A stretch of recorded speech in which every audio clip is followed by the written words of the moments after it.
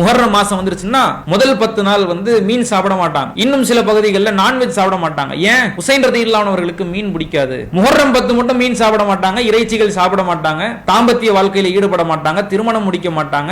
என்னன்னு கேட்டா நாங்கள் துக்கம் அனுஷ்டிக்கிறோம். அல்லாஹ் ரப்புல் ஆலமீன் தன்னுடைய இறை தூதரை கண்டிக்கிறான். அல்லாஹ்வின் நபியை அல்லாஹ் ஹலாலாக்குனத ஹராமாக்கக்கூடிய தகுதியை தராதரத்தை உங்களுக்கு கொடுத்தது யாருன்னு அல்லாஹ் தஆலா கேட்கிறான். ஒரு இறை தூதராக இருந்தாலுமே அவரும் அல்லாஹ்வினுடைய கட்டளைக்கு அவனுடைய சாசனத்திற்கு இணங்கத்தான் அவர் செயல்பட முடியும். தன்னிச்சையாக ஒன்றை ஹராமாக்குவதற்கோ ஹலாலாக்குவதற்கோ அவருக்கு அதிகாரம் இல்லை. ஆனா இன்னைக்கு இறை தூதருக்கே அனுமதி இல்லாத ஒரு காரியத்தை பல முஸ்லிம்கள் சர்வ சாதாரணமாக தங்களுக்கு தாங்களே மீனை ஹராமாக்கிக் கொள்ளக்கூடிய காட்சியை பார்க்கிறோம், இறைச்சிகளை ஹராமாக்கிக் கொள்ளக்கூடிய காட்சிகளை பார்க்கிறோம். இதுவெல்லாம் இஸ்லாத்திற்கு முற்றிலும் புறம்பானது. அஸ்ஸலாமு அலைக்கும் வரஹ்மத்துல்லாஹி வபரகாத்துஹு. அன்பார்ந்தவர்களே, அல்லாஹுவின் அன்பும் அருளும் நம்மவர்கள் மீது பொழியப்படட்டுமாக. அல்லாஹ்வினுடைய மாபெரும் அருளால் ஹிஜ்ரி 1448 ஆண்டினுடைய முதல் மாதமான முஹர்ரமை நாம் அடைந்திருக்கிறோம். இந்த முஹர்ரம் மாதம் என்பது ஷஹ்ருல்லாஹில் முஹர்ரம், அல்லாஹ்வினுடைய மாதமான முஹர்ரம் என்று மகுடம் சூட்டப்பட்ட, போர் செய்வதற்கு தடை விதிக்கப்பட்டிருக்கிற புனித மாதமாக அறிவிக்கப்பட்டிருக்கிறது.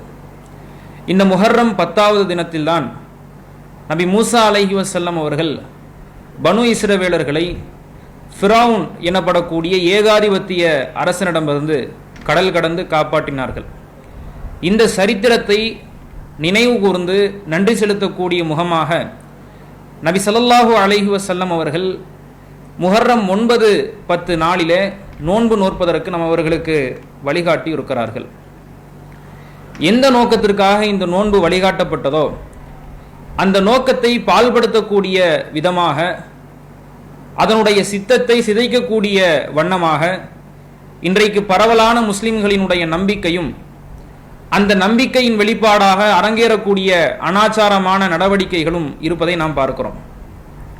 நபி ஸல்லல்லாஹு அலைஹி வஸல்லம் அவர்களினுடைய பேரர் ஹுசைன் ரலியல்லாஹு அவர்கள் இதே முஹர்ரம் 10 தான் கொல்லப்பட்டார்கள். அவர்களினுடைய கொலைக்கு நாங்கள் துக்கம் அனுஷ்டிக்கிறோம் என்கிற பெயரிலே இந்த நோன்பு இன்றைக்கு பரவலான முஸ்லிம்களால் நோக்கப்படுகிறது. இதிலே எது மாதிரியான அனாச்சாரங்கள், நூதன நடவடிக்கைகள், பிற மதத்தவர்களினுடைய கலாச்சாரங்கள் அரங்கேற்றப்படுவது என்பதை நாம் பார்ப்பதற்கு முன்னதாக ஹுசைன் ரலியல்லாஹு அவர்கள் கொல்லப்பட்ட கர்பலா யுத்தம் குறித்த சில தகவல்களை நாம் அறிந்து கொள்வதற்கு கடமைப்பட்டிருக்கிறோம். இந்த கர்பலா யுத்தத்தினுடைய பின்னணியிலே சில முக்கியமான நிகழ்வுகள் அமைந்திருக்கின்றன. நபி ஸல்லல்லாஹு அலைஹி வஸல்லம் அவர்களுடைய இறப்புக்கு பின்னால அபூபக்கர் ரலியல்லாஹு அவர்களும் உமர் ரலியல்லாஹு அவர்களும் ஆட்சி பொறுப்பை ஏற்கிறார்கள். முதல் 2 ஆண்டு அபூபக்கர் ரலியல்லாஹு அவர்கள் சீரும் செம்மையுமாக அந்த ஆட்சியை நடத்தி செல்கிறார்கள். அவர்களுக்கு பிறகு 10 ஆண்டுகள் உமர் ரலியல்லாஹு அவர்கள் கலீஃபாவாக நியமனம் செய்யப்பட்டு ஆட்சி தலைவராக மதீனாவை ஆண்டு செல்கிறார்கள். உமர் ரலியல்லாஹு அவர்களினுடைய இறப்புக்கு பிறகு உஸ்மான் ரலியல்லாஹு அவர்கள் ஆட்சி பொறுப்பை ஏற்கிறார்கள். உஸ்மான் ரலியல்லாஹு அவர்கள் ஆட்சி பொறுப்பை ஏற்று கிட்டத்தட்ட ஒரு 12 ஆண்டு காலங்கள் மதீனாவை வழிநடத்தி செல்கிறார்கள். இந்த 12 ஆண்டுகள்ல சில விமர்சனங்களும் உஸ்மான் அவர்களினுடைய ஆட்சியில மக்களுக்கு சில அதிருப்திகளும் ஏற்படுகிறது. எதனால இந்த அதிருப்திகள் ஏற்படுகிறது என்றால், உஸ்மான் ரலியல்லாஹு அவர்கள் தங்களுடைய குடும்ப உறுப்பினர்களை ஆட்சி பணியில நியமனம் செய்கிறார். திறமையின்படி அவர்களை தேர்வு செய்யாமல் குடும்ப உறுப்பினர்கள் என்பதற்காக ஆட்சி பணியில, ஆட்சி பொறுப்பில அவர்களை நியமனம் செய்கிறார். குடும்பத்தினர்கள் தவறு செய்தால் அந்த தவறை கண்டிப்பதற்கு, அவர்களுக்கு குற்றவியல் தண்டனைகளை நிறைவேற்றுவதற்கு தாமதப்படுத்துகிறார், தயக்கம் காட்டுகிறார் என்கிற விமர்சனம் மக்கள் மத்தியிலே அந்த அதிருப்தியை அதிகப்படுத்தியது. இந்த விமர்சனத்தை, இந்த அதிருப்தியை எகிப்து, கூஃபா, பசரா போன்ற நாடுகளில் உள்ள கிளர்ச்சியாளர்கள் இதை சாதகமாக பயன்படுத்தி மக்கள் எல்லாம் மதீனாவிலிருந்து மக்காவிற்காக ஹஜ் செய்யக்கூடிய அந்த நாட்களை தேர்வு செய்து உஸ்மான் ரலியல்லாஹு அவர்களினுடைய வீட்டிலே உஸ்மான் அவர்களை முற்றுகையிடுகிறார்கள். உஸ்மான் அவர்கள் முற்றுகையிடப்பட்டு தன்னுடைய மனைவி மக்களுக்கு முன்னதாகவே பல நாட்கள் முற்றுகைக்கு பிறகு கொலை செய்யப்படுகிறார்கள். கொலை செய்யப்படும் பொழுது அந்த கிளர்ச்சியாளர்கள் அவருடைய வீட்டை முற்றுகையிட்டு அவர்களை கொலை செய்ய வரும் பொழுது அந்த வீட்டில் ஹசன் ரதியல்லாஹு அவர்கள் இருந்தாங்க, அலி ரதியல்லாஹு அவர்கள் இருந்தாங்க, அப்துல்லா இப்னு ஜுபைர் ரதியல்லாஹு அவர்கள் இருந்தார்கள். இது போன்ற நபித்தோழர்கள் அந்த வீட்டில் இருந்தாங்க. அப்ப ஹசன் ரதியல்லாஹு அவர்கள் தன்னுடைய தகப்பனாருக்கு சொன்னாங்க, தந்தையே, நீங்க இங்கிருந்து புறப்பட்டு போயிருங்க. நம்ம எவ்வளவு சொல்லியும் எவ்வளவு தடுத்தோம் எவ்வளவு கோரிக்கைகளை வைத்தும் இந்த முற்றுகையை இவர்கள் நிப்பாட்டுவது போல தெரியல. இவர்கள் கட்டாயம் உஸ்மானை கொலை செய்துவிட்டு தான் செல்வார்கள். நீங்க இந்த இடத்தை விட்டு போயிருங்க. ஏன் இந்த இடத்தை விட்டு அலி ரதியல்லாஹு அவர்களை செல்ல சொல்கிறார்கள் என்றால், அலி ரதியல்லாஹு அவர்களுக்கு உஸ்மான் ரதியல்லாஹு அவர்கள் ஆட்சி ஏற்பதிலையும் அவர்கள் ஆட்சி நடத்துவதிலையும் ஒரு தயக்கம் இருந்துச்சு. நபி ஸல்லல்லாஹு அலைஹி வஸல்லம் அவர்களுக்கு பிறகு நாம ஆட்சியாளராக தேர்வு செய்யப்பட்டிருக்க கூடாதா அப்படிங்கிற ஒரு வருத்தம் அலி ரதியல்லாஹு அவர்களுக்கு இருந்தது. நபி ஸல்லல்லாஹு அலைஹி வஸல்லம் அவர்களுக்கு பிறகு அபூபக்கர் ஆட்சி செய்து, அவர்களுக்கு பிறகு உமர் ரதியல்லாஹு அவர்கள் ஆட்சி செய்து, அவர்களுக்கு பிறகும் நம்மளால இந்த மக்களை வழிநடத்த முடியவில்லையே அப்படிங்கிற ஒரு தயக்கம் ஒரு வருத்தம் அலி ரதியல்லாஹு அவர்களுக்கு இருந்தது. இப்ப இந்த முற்றுகையாளர்கள் இந்த கிளர்ச்சியாளர்கள் உஸ்மான் ரதியல்லாஹு அவர்களை கொலை செய்ய வரும் பொழுது, அப்படி கொலை செய்து விட்டால் இந்த கொலையில அலி ரதியல்லாஹு அவர்களுக்கும் பங்கு இருக்கிறது, அலி ரதியல்லாஹு அவர்களும் சேர்ந்து தான் இந்த கொலையை செய்திருக்கிறார்கள் அப்படின்னு மக்கள் பேசி விடுவார்கள். ஆட்சிக்கு ஆசைப்பட்டு அதிகாரத்திற்கு ஆசைப்பட்டு இந்த காரியத்தை இவர்கள் செய்திருக்கிறார்கள் என்று மக்கள் விமர்சனம் செய்து விடுவார்கள் என்று அஞ்சி அலி ரதியல்லாஹு அவர்களை இங்கிருந்து போக சொல்றாங்க ஹசன் ரதியல்லாஹு அவர்கள். ஆனா அலி ரதியல்லாஹு அவர்கள் என்ன சொல்றாங்கன்னா, நீங்க இந்த வீட்டில் எப்படி முற்றுகையிடப்பட்டிருக்கிறீங்களோ அதே மாதிரி தான் நானும் முற்றுகையிடப்பட்டிருக்கிறேன். என்னாலே இந்த கூட்டத்தை தாண்டி இவர்களை கடந்து செல்வதற்கான வாய்ப்புகள் எனக்கு இல்லை. அப்ப நானும் இதே இடத்துல இருக்க வேண்டிய ஒரு நிர்பந்தம் இருக்கிறது என்று அலி ரதியல்லாஹு அவர்கள் இருக்கிறார்கள். உஸ்மான் ரதியல்லாஹு அவர்கள் கொலை செய்யப்படுகிறார்கள். ஹசன் ரதியல்லாஹு அவர்கள் எந்த விமர்சனம் எந்த பழிச்சொல் மக்களிடத்தில் பேசப்பட்டு விடக் கூடாது என்று அங்கலாய்த்தார்களோ அதே விமர்சனம் அதே பழிச்சொல் அலி ரதியல்லாஹு அவர்கள் மீது சொல்லப்பட்டு பேசப்படுகிறது. இதே ஒரு குற்றச்சாட்டோடு தான் அலி ரதியல்லாஹு அவர்கள் ஆட்சி பொறுப்பை ஏற்கிறாங்க. ஆட்சி பொறுப்பை ஏற்ற பிற்பாடு மக்களினுடைய எதிர்பார்ப்பு என்னன்னா, யாரெல்லாம் உஸ்மானை கொலை செய்தார்களோ, உஸ்மானுடைய கொலையில யாருக்கெல்லாம் பங்கு இருக்கிறதோ அவர்கள் அனைவர்களும் கருவறுக்கப்பட வேண்டும், அவர்கள் தகுந்த உகந்த தண்டனைக்கு அவர்கள் உட்படுத்தப்பட வேண்டும் அப்படின்னு மக்கள் எதிர்பார்க்கிறாங்க. உஸ்மான் ரதியல்லாஹு அவர்களினுடைய இறப்பு குறித்து நடவடிக்கை எடுப்பதற்கு அலி ரதியல்லாஹு அவர்கள் தயங்குறாங்க. ஏன் தயங்குறாங்கன்னா, ஒரு தனி மனிதனுடைய உந்துதலின் பேர்லையோ ஒரு தனி மனிதன் ஒரு ஆட்சியாளரை கொலை செய்திருந்தால் நம்ம நடவடிக்கை எடுத்து அவர்களை தண்டனைக்கு உட்படுத்தலாம். ஒரு கிளர்ச்சியாளர்கள் நாடு கடந்து வந்து இந்த கொலையை செய்திருக்கிறார்கள், யாரை சந்தேகப்படுறது, யாரை குற்றம் சாட்டுறது, யாருக்கு தண்டனை வழங்குறது போதுமான ஆதாரம் இல்லை. இதனால அலி ரதியல்லாஹு அவர்கள் தயக்கம் காட்டுறாங்க. அதே போல அந்த கிளர்ச்சியாளர்களினுடைய கை ஓங்கி இருந்தது. இந்த காரணங்களை எல்லாம் காட்டி கொஞ்சம் தாமதப்படுத்துறாங்க. இது மக்களிடத்தில் எப்படியான ஒரு அதிருப்தியை உண்டு பண்ணுகிறது என்றால், ஆயிஷா ரதியல்லாஹு அன்ஹா அவர்களினுடைய தலைமையில ஜமல் யுத்தம் நடக்கிறது. அலி ரதியல்லாஹு அவர்கள் உஸ்மானுடைய கொலைக்கு நடவடிக்கை எடுக்கல, அவர் தயக்கம் காட்டுறாரு அப்படிங்கிறதுனால ஆயிஷா ரதியல்லாஹு அன்ஹா அவர்களினுடைய தலைமையில ஜமல் யுத்தம் நடக்கிறது. அந்த யுத்தத்தில் ஆயிஷா ரதியல்லாஹு அன்ஹா அவர்களுடைய படைக்கு அதிகமான சேதங்கள் ஏற்படுகிறது. அல்லாஹ் அவர்களை மன்னிக்கணும். அடுத்தது முஆவியா ரதியல்லாஹு அவர்கள், சிரியாவினுடைய ஆளுநராக இருக்கக்கூடிய முஆவியா ரதியல்லாஹு அவர்கள். ஆளுநர்னா ஒரு ஜனாதிபதிக்கு கீழே தான் ஒரு ஆளுநர் இயங்க முடியும். முஆவியா ரதியல்லாஹு அவர்கள் அவர்கள் தங்களுடைய படைகளை திரட்டி அலி ரதியல்லாஹு அவர்களோடு போர் தொடக்கிறதுக்கு வர்றாங்க. இது சிஃபின் யுத்தம் என்று வரலாற்றில் சொல்லப்படுகிறது. இப்படி அலி ரதியல்லாஹு அவர்களினுடைய ஆட்சியில பல்வேறு விதமான போர்கள், பல்வேறு விதமான யுத்தங்கள், பல்வேறு விதமான படைப்பிரிவுகள் நடக்கிறது. இதையெல்லாம் கடந்து அலி ரதியல்லாஹு அவர்கள் தங்களினுடைய ஆட்சியை நடத்தி கொண்டிருக்கிறார்கள். ஒரு கட்டத்தில் அலி ரதியல்லாஹு அவர்களும் கொலை செய்யப்படுகிறார்கள். கொலை செய்யப்பட்டு அலி ரலியல்லாஹு அன்ஹு அவர்களினுடைய ஆட்சி காலத்தை நிறைவு செய்யக்கூடிய நேரத்தில் அவர்களினுடைய இறப்புக்கு பிறகு அலி ரலியல்லாஹு அன்ஹு அவர்களினுடைய மகனார் ஹசன் ரலியல்லாஹு அன்ஹு அவர்கள் கலீஃபாவாக தேர்ந்தெடுக்கப்படுறாங்க. இதுவும் மக்கள்ல பரவலானவர்களிடத்துல சில அதிருப்திகளை ஏற்படுத்துது.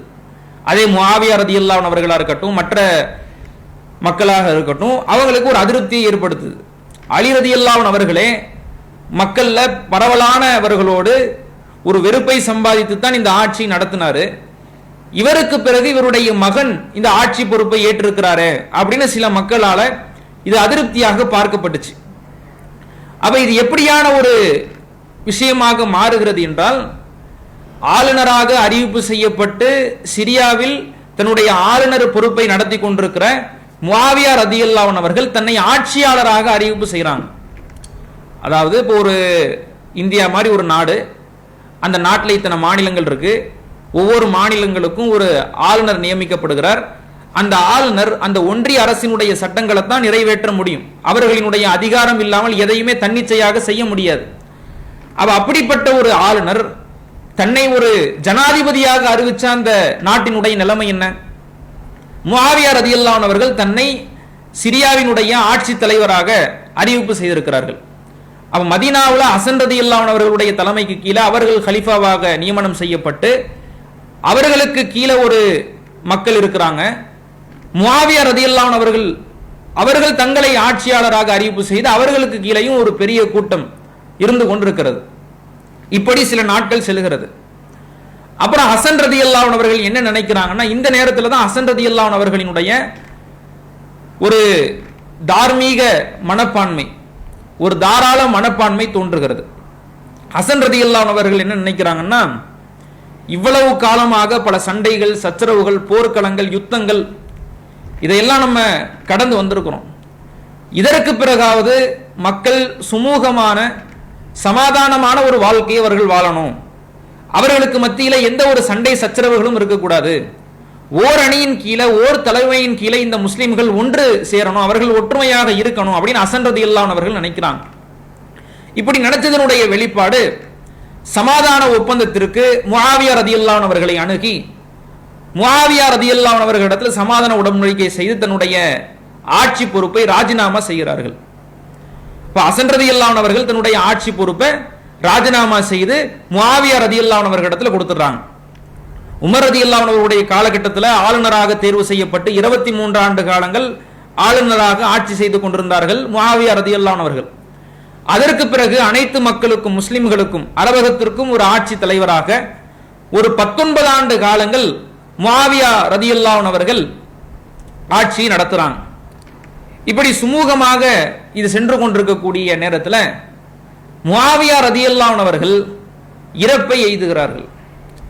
அவங்களுடைய இறுதி காலத்தில் மக்களை எப்படி கட்டாயப்படுத்துறாங்கன்னா, முஆவியாவினுடைய மகனாக இருக்கக்கூடிய யசீத் அவர்களை, யசீத் இப்னு முஆவியாவை ஆட்சி தலைவராக மக்கள் ஏற்கணும். அதுக்கு அந்த மக்கள் எல்லாம் முஆவியாவினுடைய மகனார் இடத்துல பைஅத் செய்யணும் அப்படின்னு என்ன செய்யறாங்கன்னா வற்புறுத்துறாங்க, கட்டாயப்படுத்துறாங்க. இது பல சகாக்களுக்கு ஒரு அதிருப்தியை ஏற்படுத்துது. இதுவும் ஒரு வாரிசு அரசு போல, ஒரு மன்னராட்சி போல இது நடைபெறுகிறது. முஆவியாவை பைஅத் செஞ்சு இப்ப முஆவியாவினுடைய மகனாருக்கும் பைஅத் செய்வதற்கு என்ன அவசியம் இருக்கு அப்படின்னு சில சகாக்களுக்கு அதிருப்தி ஏற்படுகிறது. அப்புறம் சில சகாக்கள் எல்லாம் என்ன செய்யறாங்கன்னா, காலம் போன போக்குல யசீத் அவர்களுக்கு பைஅத் செய்யறாங்க. யசீதும் ஆட்சி தலைவராக நியமனம் செய்யப்படுகிறார். யசீதுக்கு பைஅத் செய்யாத ரெண்டு சஹாபி யாருன்னா, ஹசன் ரலியல்லாஹு அன்ஹு அவர்களினுடைய சகோதரரான ஹுசைன் ரலியல்லாஹு அன்ஹு அவர்களும் அப்துல்லா இப்னு ஜுபைர் ரலியல்லாஹு அன்ஹு அவர்களும் தான் யசீதுக்கு இன்னும் பைஅத் செய்யாம இருக்கிறாங்க. பைஅத்னா வாக்களிக்கிறது, நாங்க உங்களுடைய ஆட்சியை ஏத்துக்கிறோம், உங்க ஆட்சிக்கு கீழ்ப்படிந்து நடக்கிறோம் அப்படின்னு பைஅத் பண்ணுவாங்க, சத்தியம் பண்ணுவாங்க. இதுதான் பைஅத். இது இந்த ரெண்டு சகாக்களும் பண்ணாம இருக்கிறாங்க. அந்த ஆட்சியாளர்களிடத்திலிருந்து அதிகமான கடிதங்கள் வந்து கொண்டிருக்கிறது, வற்புறுத்துறாங்க. நீங்க எங்களுடைய ஆட்சியை ஏத்துக்கணும், நீங்க பைஅத் செய்யணும்னு வற்புறுத்துறாங்க. ஆனா ஹுசைன் ரலியல்லாஹு அன்ஹு அவர்களும் அப்துல்லா இப்னு ஜுபைர் ரலியல்லாஹு அன்ஹு அவர்களும் அந்த ஒப்பந்தத்தை ஏற்க மறுக்கிறாங்க, பைஅத் செய்ய மறுக்கிறாங்க. இப்ப இந்த நாள்ல என்ன ஆகுதுன்னா, கூஃபாவில் இருக்கக்கூடிய மக்கள், கூஃபாங்கிறது இன்னைக்கு இருக்கக்கூடிய ஈராக்னு வச்சுக்கோங்களேன், அங்க இருக்கக்கூடிய மக்கள் எல்லாம் என்ன செய்யறாங்கன்னா, அவர்கள சிலருக்கு யசீது மேல சில அதிருப்திகள் இருக்கு. யசீது வந்து ஆட்சி நடத்தக்கூடாது, அவர் ஆட்சி நடத்துவதற்கு தகுதி இல்லை, முஆவியாவினுடைய மகனுக்கு ஆட்சி நடத்த தகுதி இல்லை. அப்ப என்ன செய்யறாங்கன்னா அந்த மக்கள் ஹுசைன் ரதியல்லாஹு அன்ஹு அவர்கள், ரசூலுல்லாஹ்வுடைய பேரரான ஹுசைன் ரதியல்லாஹு அன்ஹு அவர்களுக்கு கடிதத்துக்கு மேல கடிதமாக அனுப்புறாங்க. நீங்க எங்க கிட்ட வாங்க, நாம வந்து யசீதுடைய ஆட்சிக்கு எதிராக போர்க்கொடி தூக்குவோம், நாம வந்து உங்களுடைய தலைமைக்கு கீழே ஒரு ஆட்சியை வந்து நிறுவுவோம் அப்படி என்ன செய்யறாங்கன்னா தொடர்ச்சியாக கடிதம். பலாயிரம் பேர் கொண்ட குழு வந்து ஹுசைன் ரதியல்லாஹு அன்ஹு அவர்களுக்கு கடிதம் மூலமாக, கடித போக்குவரத்து மூலமாக தொடர்பு கொண்டு ஹுசைன் ரதியல்லாஹு அன்ஹு அவர்களை அழைத்து கொண்டிருக்கிறாங்க. இப்ப பஸ்ராவினுடைய ஆளுநராக தேர்வு செய்யப்பட்டிருக்கிற உபைதுல்லா இப்னு ஜியாத், இந்த அயோக்கியன் தான் அனைத்து பிரச்சனைகளுக்கும் காரணியாக இருந்தான். இவன் என்ன செய்யறான்னா, அங்க கிளர்ந்த மக்களை, அங்கு போர்க்குடி தூக்க வேண்டும் என்று சிந்தனை கொண்டிருந்த மக்களை சந்தித்து அவர்களை பயமுறுத்தி அவர்களுக்கு எதிராக இவன் ஒரு பெரிய படையை திரட்டி, இவன் ஒரு ஆளுநர், ஆளுநர்னா ஆளுநருக்கு கீழே போர் தளபதிகள் இருப்பாங்க, பெரிய மக்கள் படை இருக்கும், அந்த படை மூலமாக கூஃபா மக்களை அச்சுறுத்தி அந்த மக்களினுடைய மனநிலையை மாற்றுறான். ஹுசைன் ரலியல்லாஹு அன்ஹு அவர்கள் வந்தால் அவர்களுக்கு ஆதரவு கொடுத்து அவர்கள் மூலமாக போர்க்கொடி தூக்கி நாம் ஒரு ஆட்சியை நிறுவுவோம் என்கிற அளவுக்கு துணிச்சலோடு இருந்தவர்கள் உபைதுல்லா இப்னு ஜியாத் என்கிற மூலமாக மடைமாற்றம் செய்யப்பட்டு அப்படியே அதுல வந்து என்ன செய்யறாங்கன்னா கொஞ்சம் தளர்றாங்க. இப்ப இந்த தளர்வு தெரியாம ஹுசைன் ரலியல்லாஹு அன்ஹு அவர்கள், நமக்காக ஒரு பெரும் கொண்ட படை கூஃபாவில் காத்து கொண்டிருக்கிறது, அவர்கள் மூலமாக நாம என்ன செய்யலாம், இந்த ஆட்சியை எதிர்க்க முடியும் அப்படி என்ன செய்யறாங்கன்னா ஹுசைன் ரலியல்லாஹு அன்ஹு அவர்கள் புறப்பட்டு கூஃபாவுக்கு கிளம்புறாங்க. கூஃபாவுக்கு கிளம்பும் பொழுது பல்வேறு விதமான எதிர்ப்புகள் வருது. இப்னு அப்பாஸ் ரலியல்லாஹு அன்ஹு அவர்களா இருக்கட்டும், இப்னு உமர் ரலியல்லாஹு அன்ஹு அவர்களா இருக்கட்டும், நீங்க போக வேண்டாம், அது வந்து சரி கிடையாது, நீங்க இங்கேயே இருங்க, ஆட்சிக்கு கட்டுப்பட்டு கீழ்ப்படிந்து இருங்க, நீங்க அவர்களை நம்பி போவாதீர்கள் அப்படின்னு என்ன செய்யறாங்க, ஹுசைன் ரலியல்லாஹு அன்ஹு அவர்களை தடுத்து நிறுத்துறாங்க. ஆனா ஹுசைன் ரலியல்லாஹு அன்ஹு அவர்கள் கேட்கல. இப்னு அப்பாஸ் சொல்கிறார், நீங்க இந்த பெண் மக்களையாவது விட்டுட்டு போங்களேன், ஆண்களை மட்டும் அழைச்சிட்டு போங்களேன், பெண்களையாவது இங்க விட்டுட்டு போங்க, என்ன ஏதுங்கிறத பார்த்துட்டு அந்த அட்மாஸ்பியர் எப்படி இருக்குங்கிறத தெரிஞ்சுட்டு அதுக்கு பிறகு அழைச்சிட்டு போய்க்கலாம். கேட்கல. 72 பேரோடு அனைவர்களும் ஹுசைன் ரலியல்லாஹு அன்ஹு அவர்களுடைய குடும்பத்தார்கள், ரசூல் ஸல்லல்லாஹு அலைஹி வஸல்லம் அவர்களுடைய குடும்பத்தார்கள் அனைவர்களையும் அழைத்து செல்கிறார்கள். அங்க எப்படியான ஒரு சூழல், யாரெல்லாம் கிளர்ச்சியாளர்களாக கருதப்பட்டார்களோ அவர்கள் அனைவர்களும் முடக்கப்பட்டு விட்டார்கள், இன்னும் சிலர் கொலை செய்யப்பட்டு விட்டார்கள் ஜியாத் மூலமாக. இப்போ ஜியாத் என்பவன், இப்னு ஜியாத் என்பவன் ஒரு பெரிய படையை திரட்டி அங்க வந்து ஹுசைன் ரலியல்லாஹு அன்ஹு அவர்களினுடைய வருகைக்காக காத்து கொண்டிருக்கிறான், அவர்களை எதிர்ப்பதற்கு. ஹுசைன் ரலியல்லாஹு அன்ஹு அவர்கள் போறாங்க கூஃபாவுக்கு. போகும் பொழுது கர்பலா அப்படிங்கிற இடத்துல தடுக்கப்படுறாங்க. அதுதான் கர்பலா யுத்தம் என்று பெயர் சொல்லப்படுகிறது. இது வரலாற்றில் ஹர்பும் பலா, சோதனைக்குரிய போர் என்றும் சொல்லப்படுகிறது. ஹுசைன் ரலியல்லாஹு அன்ஹு அவர்கள் பார்க்கிறாங்க, அவ்வளவு மக்கள் பிரளயம், மக்கள் திரள் நமக்கு எதிராக திரண்டு கொண்டிருக்கிறார்கள். பார்த்துட்டு மனம் குமைந்து போறாங்க. என்னடா அது, வாங்க உங்களுக்காக நாங்க இருக்கிறோம், உங்களோட நாங்க போர்க்கொடி தூக்குறோம்னு அழைத்த மக்கள் யாரையுமே காணுமே, நமக்கு எதிராக இவ்வளவு பெரிய மக்கள் திரண்டு கொண்டிருக்கிறதே அப்படின்னு மனம் குமைந்து போறாங்க. அப்ப ஹுசைன் ரலியல்லாஹு அன்ஹு அவர்கள் சொல்லுகிறார்கள், நான் இந்த மக்கள் அழைச்சதுனால தான் வந்தேன், எனக்கு போர் செய்யணுங்கிற அந்த சிந்தனை கிடையாது, நாங்க யசீதை சந்திப்பதற்காகத்தான் வந்திருக்கிறோம், நாங்கள் குடும்பத்தோடு வந்திருக்கிறோம், நீங்க வேணா அந்த கூஃபத்து மக்களிடத்திலேயே கேட்டு பாருங்க, அவர்கள் அழைக்க போய்த்தான், அவர்களினுடைய கடிதத்திற்கு உடன்பட்டு தான் நான் வந்திருக்கிறேன். அந்த மக்கள் எல்லாம் மறுக்கிறாங்க. அதனால தான் அரபிகளினுடைய வரலாறுகளில் சொல்லப்படும் அல் கூஃபி லா யூஃபி, இந்த கூஃபாவாசிகள் அவர்கள் தங்களினுடைய வாக்குகளை நிறைவேற்ற மாட்டார்கள், கூஃபாவாசிக்கான இப்படித்தான் அப்படின்னு வரலாற்றில் சொல்லப்படும். அனைவர்களும் மறுத்து விடுகிறார்கள். இந்த நேரத்தில் ஹுசைன் ரலியல்லாஹு அன்ஹு அவர்கள் 3 கோரிக்கை வைக்கிறாங்க. என்ன கோரிக்கை வைக்கிறாங்கன்னா, நான் வந்து வந்த வழியிலேயே என்னை விட்டுருங்க, நான் வந்து ஊரை பார்த்து போயிடுறேன், அல்லது என்னை யசீதிடத்தில் செல்ல விடுங்கள், முஆவியாவினுடைய மகனான யசீத் ஆட்சியாளராக இருக்கக்கூடிய யசீதிடத்தில் என்னை செல்ல விடுங்க, அப்படி இல்லைன்னா நான் கடைசி வரைக்கும் உங்களோடு போராடி செத்து மடிக்கிறேன் யசீதினுடைய எந்த உந்துதலின் பேர்லையும் இப்னு ஜியாத் இந்த காரியத்தை செய்யலை. ஆளுநராக இருக்கக்கூடிய இப்னு ஜியாத் அவர்களை சிறைபிடித்து வர வேண்டும் என்பதுதான் யசீதினுடைய நோக்கம். ஆனால் இவர்கள் அனைவர்களையும் இப்னு ஜியாத் என்பவன் கருவறுக்கிறான், அனைவர்களையும் கொலை செய்கிறான். உசைன் ரதியல்லாஹு அன்ஹு அவர்களுக்கு முன்பாக சிறியவர்கள், பெரியவர்கள், முதியவர்கள், பெண்கள் என்று யாரையும் பார்க்காமல் அனைவர்களையும் கொலை செய்கிறான். கடைசியில் ஒரே ஒருவர் மட்டும் மிந்தினார், ஜெயினுல் ஆபிதீன் என்று அவருக்கு பெயர். இந்த சம்பவம், இந்த கொடூர நிகழ்வுதான் கர்பலா என்று வரலாற்றில் பெயர் பெறுகிறது. இந்த தினத்தில்தான், முஹர்ரம் 10 தான் இந்த கொடூரமான நிகழ்வு நடந்தது. உசைன் ரலியல்லாஹு அன்ஹு அவர்கள் கொலை செய்யப்பட்டது, அதை அங்குலம் அளவிற்கு கூட அனுசரிக்க முடியாது. அது அநியாயமானது, அக்கிரமத்தனமானது என்பதில் மாற்று கருத்து இல்லை. ஆனால் அவர்கள் கொலை செய்யப்பட்டு 1400 வருடங்கள் ஆகியும் கூட இன்றைக்கு அவர்களினுடைய இறப்புக்காக நாங்கள் துக்கம் அனுஷ்டிக்கிறோம், அதை நினைவு கூறுகிறோம் என்று இவர்கள் மாற்று மதத்தவர்களினுடைய அனுஷ்டானங்களை, அவர்களினுடைய சடங்கு சம்பிரதாயங்களை இஸ்லாமிய போர்வையில் செய்து வருவதில் என்ன நியாயம் இருக்கிறது என்று முஸ்லிம் பெருமக்கள் யோசிக்கணும். முதல்ல பல வருடங்களுக்கு முன்பாக இறந்த ஒரு மனிதருக்காக இன்னைக்கு வரைக்கும் துக்கம் அனுஷ்டிக்கிறதுக்கு வழிகாட்டப்பட்டிருக்கிறதா? உம்மு அத்தியா ரதியல்லாஹு அன்ஹா அவர்கள் சொன்னார்கள், புகாரியில 313வது இலக்கத்தில் இடம்பெறக்கூடிய செய்தி, குன்னா நுன்ஹா அன் நுஹித்த அலா மையித்தின் ஃபௌக ஸலாத்தின் இல்லா அலா ஜௌஜின். ஒரு மையத்துக்காக 3 நாட்களை விட அதிகமாக துக்கம் அனுஷ்டிப்பதற்கு நாங்கள் வழிகாட்டப்படவில்லை, நாங்கள் தடுக்கப்பட்டோம். 3 நாட்களுக்கு மேல துக்கம் அனுஷ்டிக்கிறதுக்கு தடுக்கப்பட்டோம். 4 மாதம் 10 நாள் மட்டும்தான், கணவனுக்கு மட்டும்தான் 4 மாதங்கள் 10 நாள் துக்கம் அனுஷ்டிப்பதற்கு எங்களுக்கு அனுமதி வழங்கப்பட்டது என்று உம்மு அத்தியா ரதியல்லாஹு அன்ஹா அவர்கள் அல்லாஹ்வுடைய ரசூலினுடைய அந்த பிரகடனத்தை நமக்கு சொல்லி காட்டுறாங்க. அப்ப துக்கம் அனுஷ்டிப்பதாக இருந்த எவ்வளவு பெரிய இழப்புகளாக இருந்தாலும், எவ்வளவு நெருங்கிய உறவினர்களாக இருந்தாலும் அதிகபட்சம் 3 நாள் அதற்காக வேண்டி துக்கம் அனுஷ்டிக்கலாம்.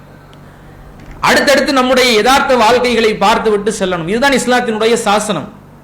ஆனால் இஸ்லாமிய போர்வையில் இன்னைக்கு என்ன நடக்குது?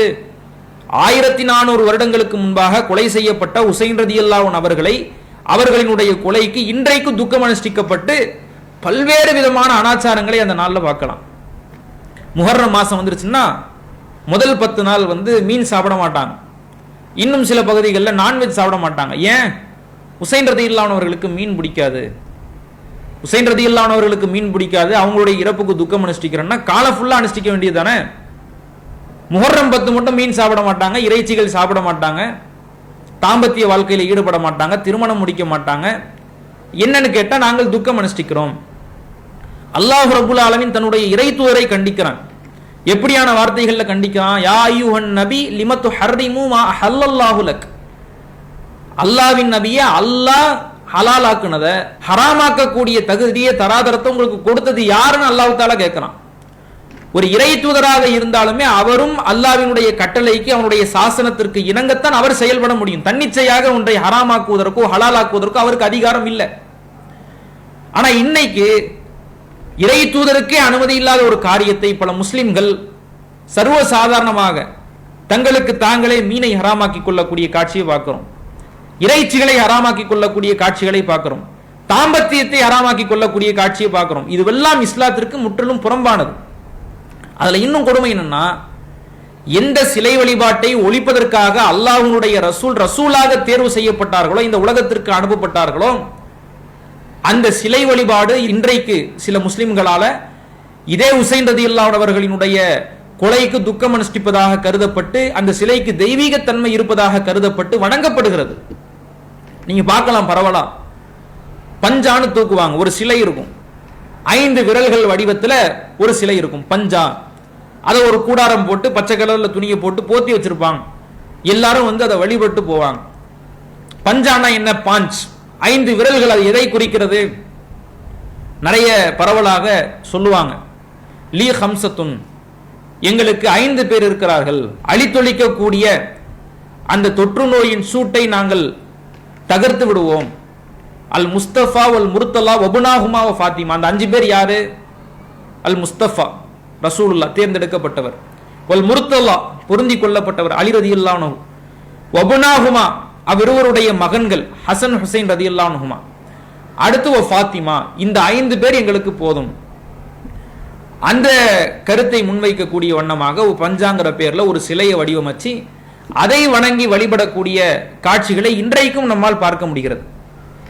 எந்த அளவுக்குன்னா, அந்த பஞ்சாவை தூக்கிட்டு ஊர்வலம் போவாங்க. 7ஆம் நாள் பஞ்சா, 10ஆம் நாள் பஞ்சா. இந்த 7ஆம் நாள் பஞ்சாவில் என்ன நடக்கும்னா, குதிரை சவாரி. 2 சிறுவர்கள் 2 குதிரையில பயணிப்பாங்க. அவங்க தான் ஹசனும் ஹுசைனா. ஒவ்வொரு தெருவாக அந்த குதிரை செல்லும்.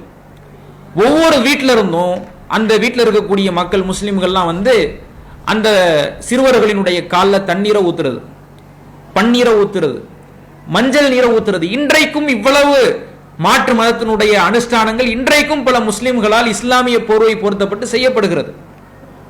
இதெல்லாம் யார்? இந்த ஊர்வலத்தை யார் சொல்லிக் கொடுத்தா?